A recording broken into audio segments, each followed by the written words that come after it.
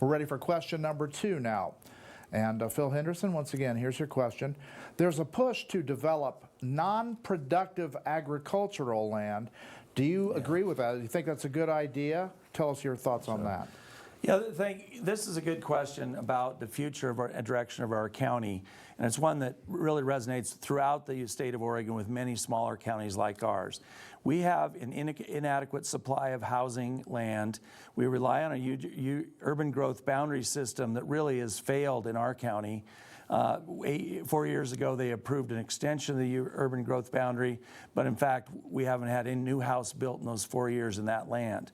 What I'm in favor of is 2 things. One is there's some specific parcels in remote Deschutes County that are already halfway devoted to housing, and I've said there is no agricultural, no forest there. I believe those should be allowed to be rezoned as what we call non-prime resource land. The primary resource isn't farming and forest and never will be.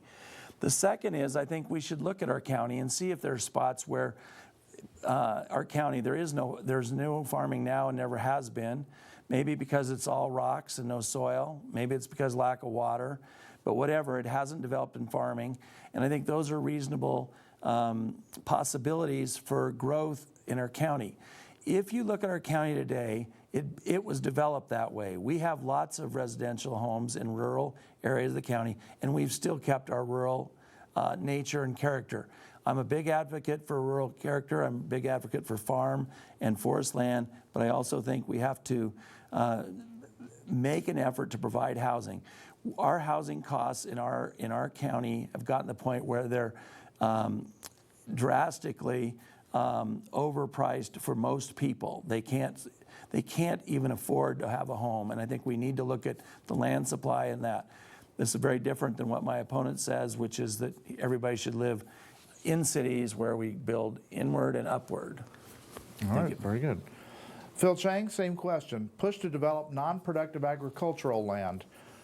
Do you think that's a good idea? Tell us your thoughts, please. This is a question at the higher level about how our community is going to grow and how land supply plays into the availability and the affordability of housing. So I actually am a firm believer that the majority of the growth that happens in our community in Deschutes County in the next few years should be within existing urban growth boundaries, and that the appropriate role of the county is to work as an active partner with our cities to move forward urban growth boundary expansions and urban area reserve establishment for places like the city of Bend.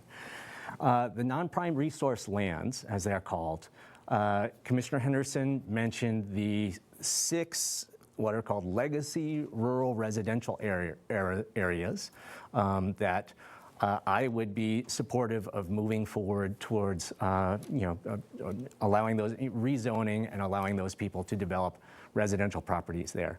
When we get beyond those 6 mapping area type places, I have real concerns.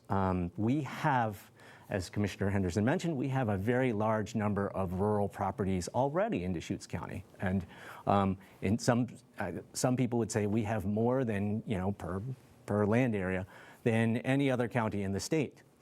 And to say that we need to use those lands to improve housing affordability is flat false, because because land prices are high, and if you can only build on like a 2-acre lot or a 5-acre lot out there, a single family home under rural residential zoning, there is no possible way that you can make that affordable to the average person or the average working family.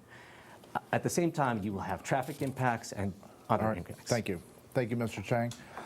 All right, 30 seconds to you, Phil Henderson, on that point. Well, it's interesting to hear Mr. Chang say that he now supports the 6 rural parcels we've proposed for non-prime resource land, because that's the only real proposal in front of us. Yet you've repeatedly said that I'm pushing for all sorts of rural development. Those are the only 6 in front of us today, and that's what I push for.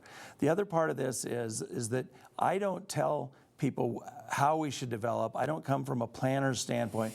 I look at what people want to do, and they want to live in the county with land, and that's what I support, their Okay. right to do so. Thank you. Mr. Chang, 30 seconds.